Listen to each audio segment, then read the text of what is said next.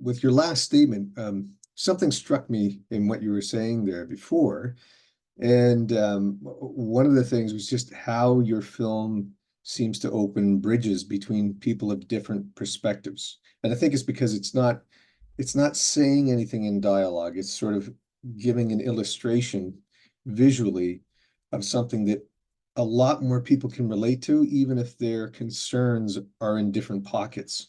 Because kind of what you said before, some people maybe they're struggling with things they're seeing in education that they're really holding firmly to something around the medical community because it's something their life depends on, or their family, or maybe it's the other way around. They have a lot of questions about what's going on in the medical institutions, but academically, their entire family construct has kind of been built around those things, or there's areas of media and areas of politics, religion, all kinds of things.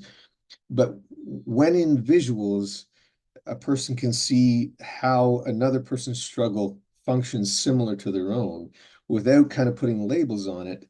I'm wondering if that's not going to start getting people going, that guy that I thought was a total whack job, maybe I still think he's a whack job, but I understand how he feels because, I'm in a different camp, but I do have concerns about this institutional situation. And at the very least, you think that may spark up some interesting conversations just because of the empathy that maybe gets generated around realizing, we're all afraid of something.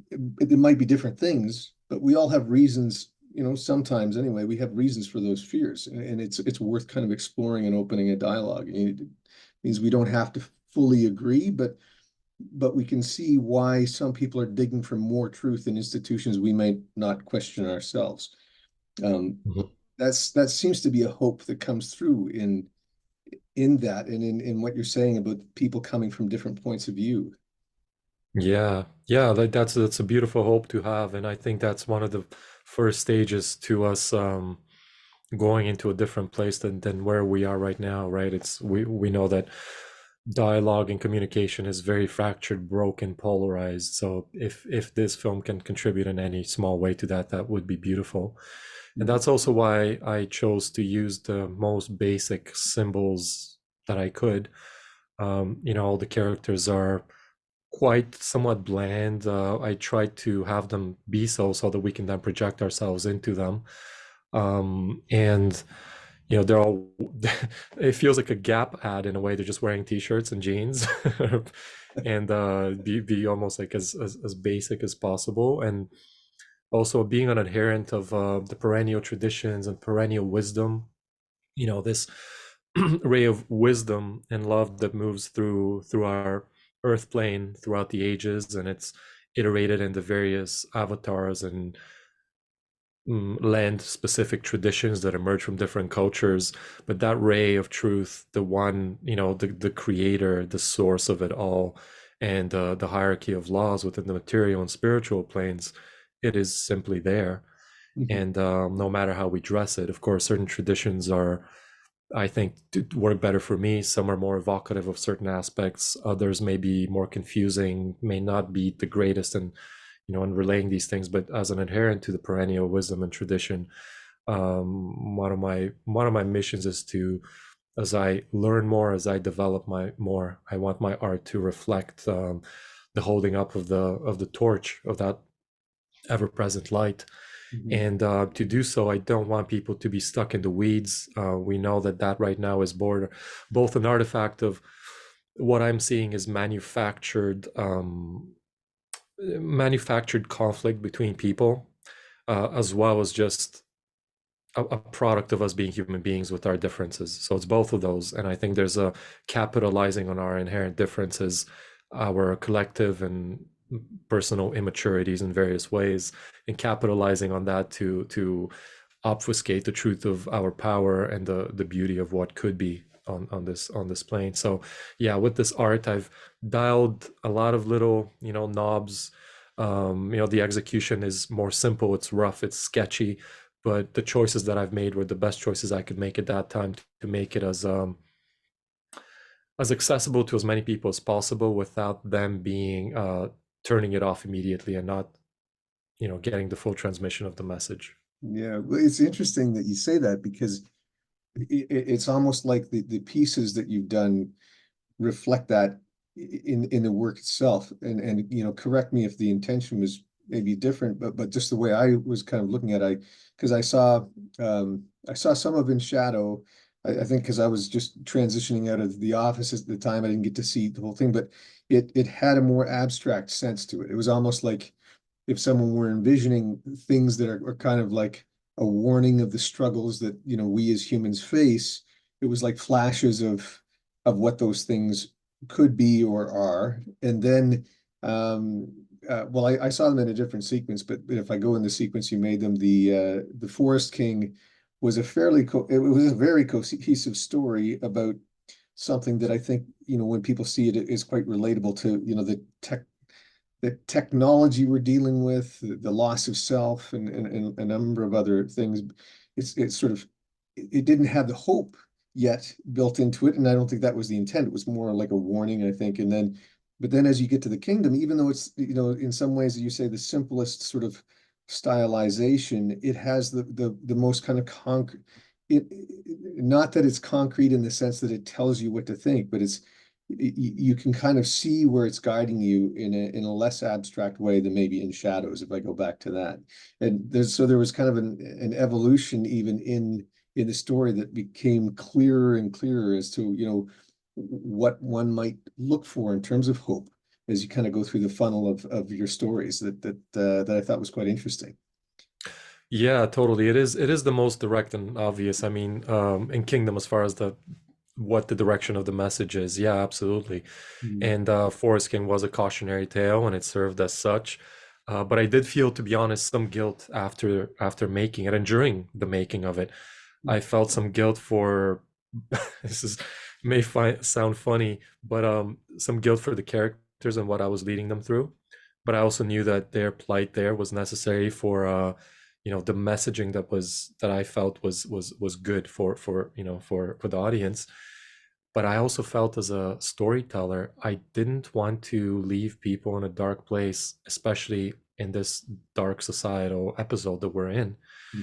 And pointing to the darkness, pointing to what's wrong. Many of us are quite capable of that, and many of us can articulate it quite well. That's still necessary, and a lot of us need to still be jarred out of our complacency to see that certain things are quite dire, and if left unattended, can lead to even worse situations, which for some people may be inescapable, and that's a hell on earth. Um, but at the same time, as a storyteller, I want to bring upliftment, inspiration, and for my own self, to be able to touch some of the sublime. The more that I'm acquainted with it, Mhm. more of that transcendent higher realm into this space, and this magical art form that we've discovered in the last century, filmmaking of moving images with sound, is just so potent, and it's such a great magical tool that I find anyone aligned with this mission of aiding in this collective evolution, without being, of course, confused by egoic and illusions of grandeur.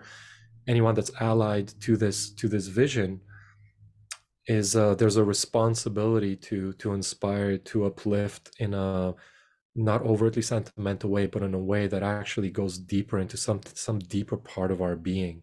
Mhm. And so, to me, anytime I see success in anyone's art with that, I know that they've touched something bigger and greater, and that for that brief moment, they've imprinted something within their art that that's encapsulates a transcendent aspect of existence, and that to me is high magic.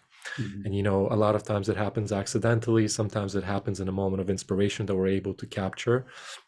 But more and more, I'm hoping in the future, in my future works, I'm hoping that that impulse will come through in various ways. And sometimes it comes through actually portraying darkness, because darkness is part of this whole game, and there's a beautiful texture to in a way, to the horror of it as well. But it's part of this experience of the tapestry of existence. And so, even in portraying darkness, like in The Forest King, some people close to me felt a lot of light in The Forest King, despite its dystopian nature, right? And Mhm. it's because perhaps we're seeing this one episode of humanity's inability to see something greater and to have the vision to expand more widely. Instead, there's a constriction into greater control, into greater submission to what feels safe, what feels expedient to the moment and to the lower self. You are kind of addressing something there that talks, I think, to the power of illusion and iconography. I'm not saying power in the negative or the positive there, because well, going back to the Bible story again, because there was so much of that involved in why I found this being so powerful. There's a story about Moses with the Israelites in the wilderness, and they came to a section of the wilderness where there were a lot of vipers, and people were getting bitten all the time, probably, suffering and or dying even quite a bit. And in order to kind of direct the focus, the idea that God imparts to Moses is that he puts a bronze serpent on a staff.